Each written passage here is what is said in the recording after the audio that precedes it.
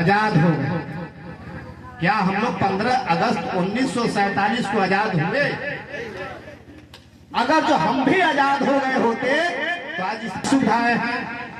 तो दोनों लोग अगर जो हम लोग एक साथ आजाद हुए तो उनके पास बड़े बड़े महल, अच्छी गाड़ियां, अच्छे भोजन, अच्छा शिक्षा, कैसे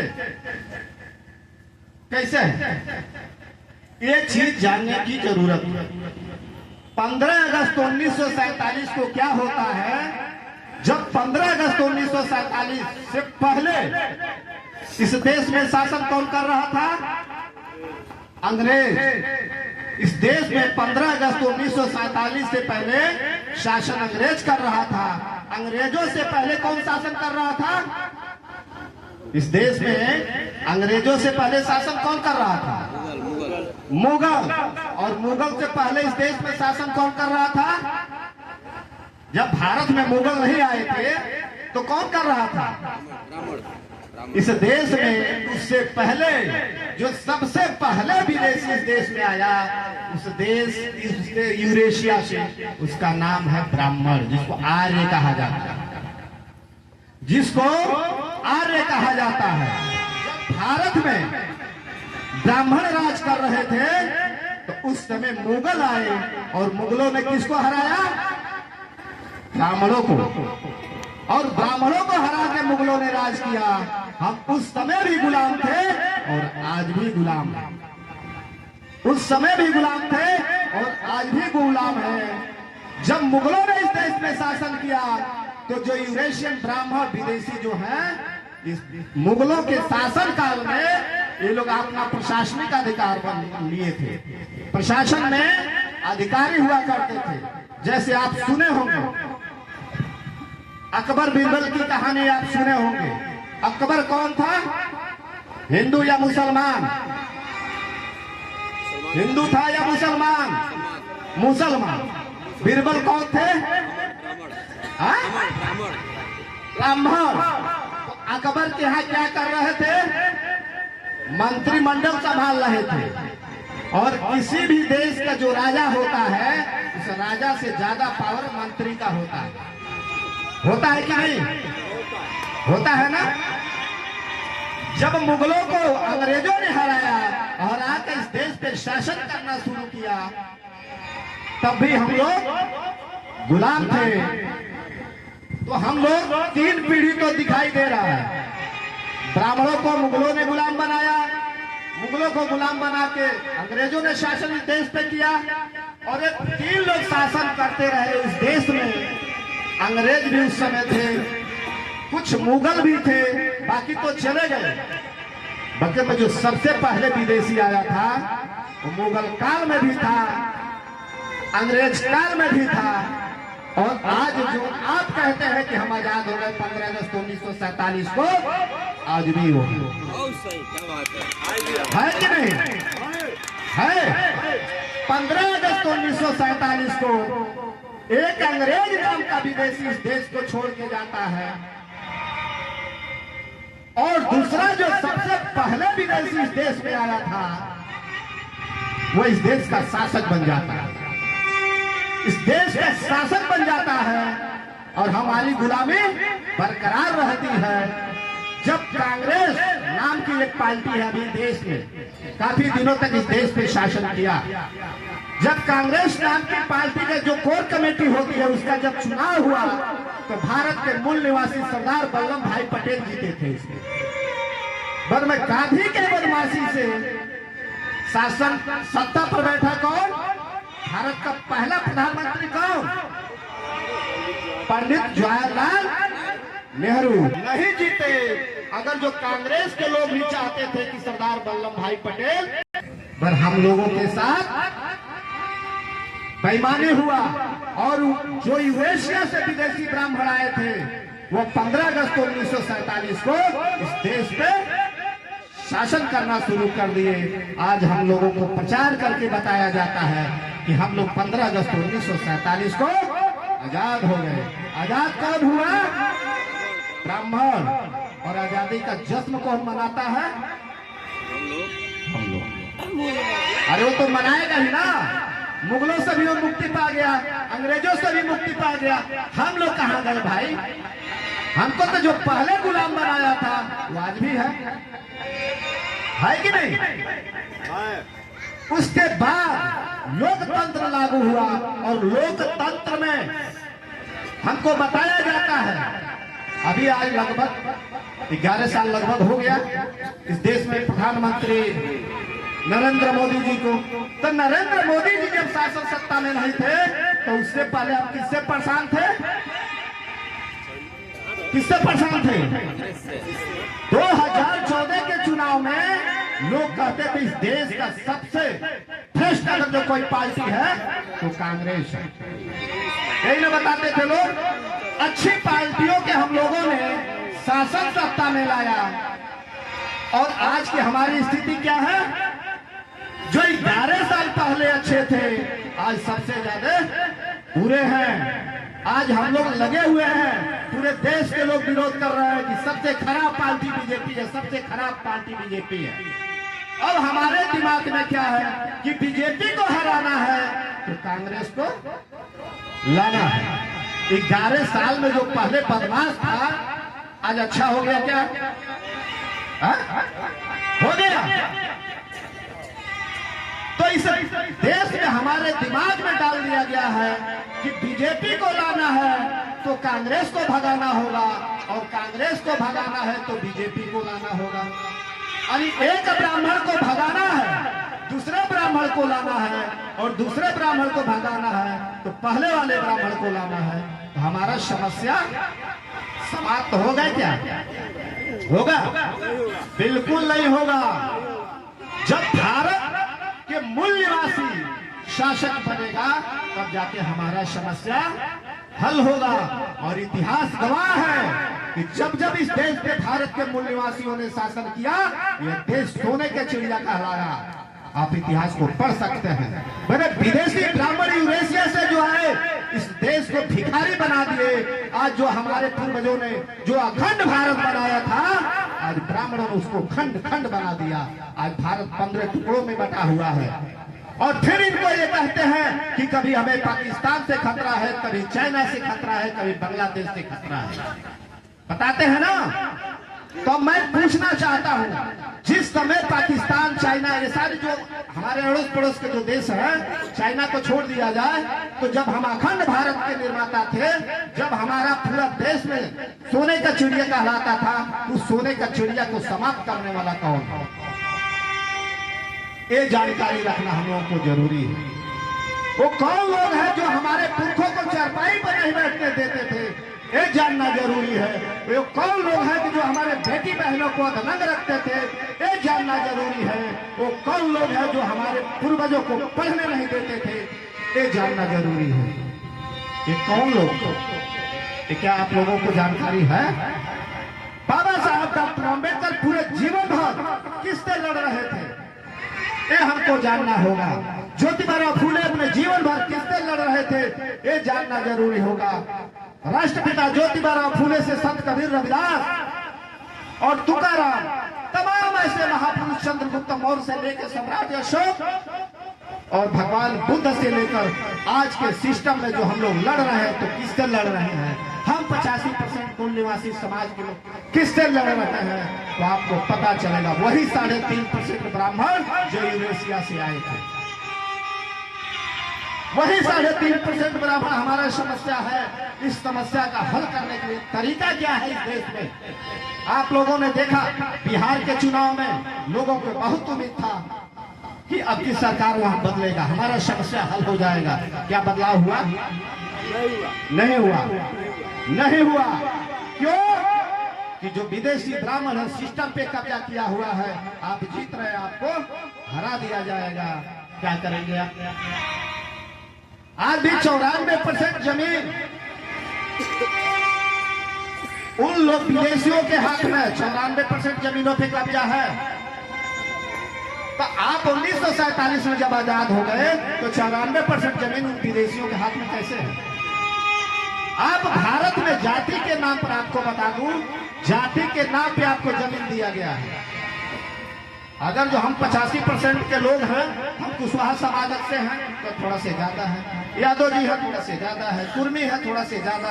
जैसे नीचे आएंगे, जिस तरह से छोटी जातियां उसी तरह से जमीन है। आजादी के 75-76 साल हुआ, आने वाले समय में 75 साल के बाद आपको घर बनाने के लिए जमीन नहीं रहेगा, आपके बच्चे क्या करेंगे? आप आजाद भारत में हैं, कहते हैं हम आजाद हैं, आप अंदाजा लगा लीजिए कि आपके 75 साल हुआ और 75 साल और 75 साल के बाद आपके बच्चों के पास घर बनाने के लिए जगह नहीं मिलेगा। आपके बच्चे क्या करेंगे? कहां से रोजी रोटी कमाएंगे, खाएंगे? जो आपके पास जमीन दी गई, जैसे मान लीजिए हमारे बाबा थे, 5 एकड़ मिल गया, हमारे बाबा के 2 बच्चे हुए, उनका 2 हिस्सा लगा, तो 2 हिस्सा में कितना हुआ? 2.5, उनके 2 बच्चे हो गए, कितना आ गया? 1.25 बीघा, और उनके 2 बच्चे हुए 12 कट्ठा। अब 12 कट्ठा वाला लोग के क्या हाल हुई? घर तक बना कोनो तरह घर बन जा। नौकरी की स्थिति देख ही रहे हैं। पूरे बीजेपी के सिस्टम से हमारे मूल निवासी समाज के लोग, वकील हो, डॉक्टर हो, इंजीनियर हो, यहाँ तक कि भारत में जज देख रहे हैं, जो सबसे बड़ा पद है, उनको भी जूता फेंका जा रहा है उनके ऊपर। वो कौन लोग? ये वही विदेशी लोग हैं कि जो हमारे लोगों के ऊपर जूता फेंक रहे हैं, हमारे लोगों के सिर जो है मुड़वा रहे हैं, हमारे लोगों को पेशाब पिला रहे हैं।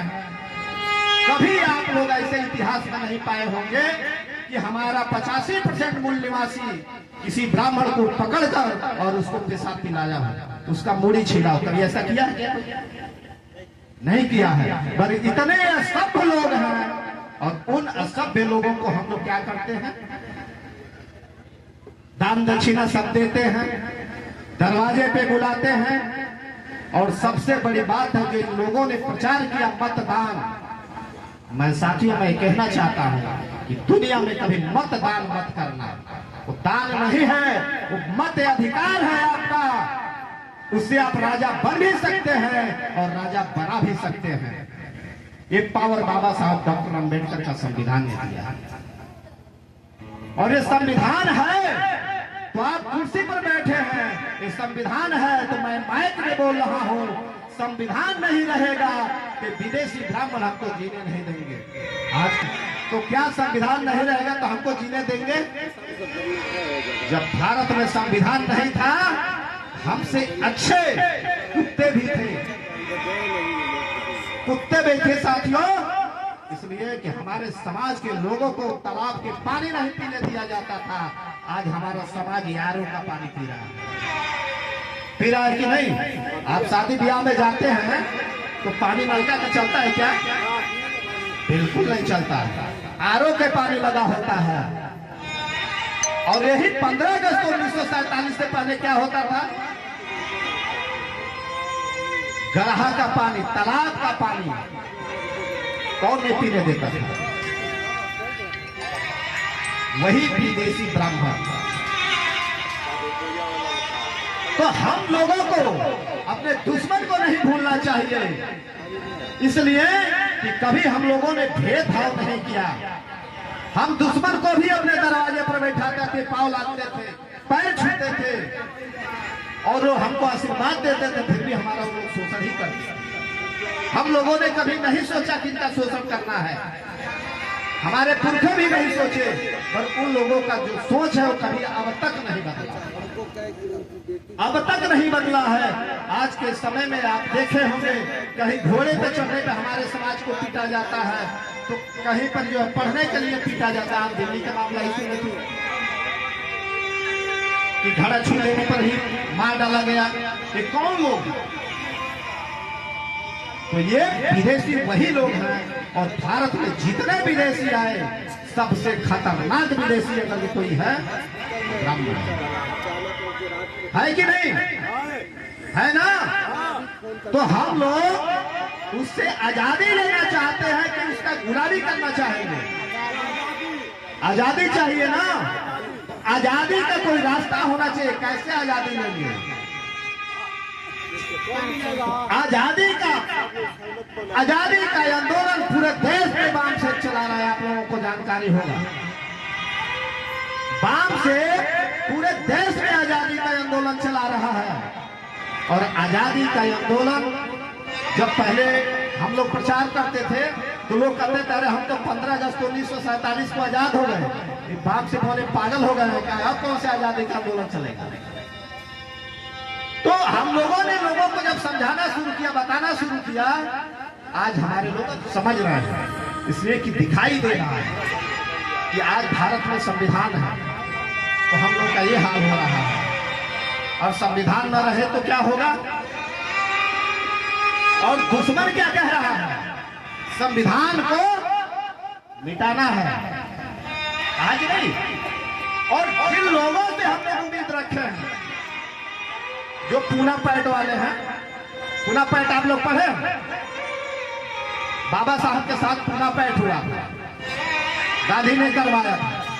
और पूना पैट पे बाबा साहब डॉक्टर अम्बेडकर ने साइन करते हुए रो पड़े थे और कहे थे इस पूना पैट की वजह से हमारे समाज में दलाल और भड़ुए पैदा हुए।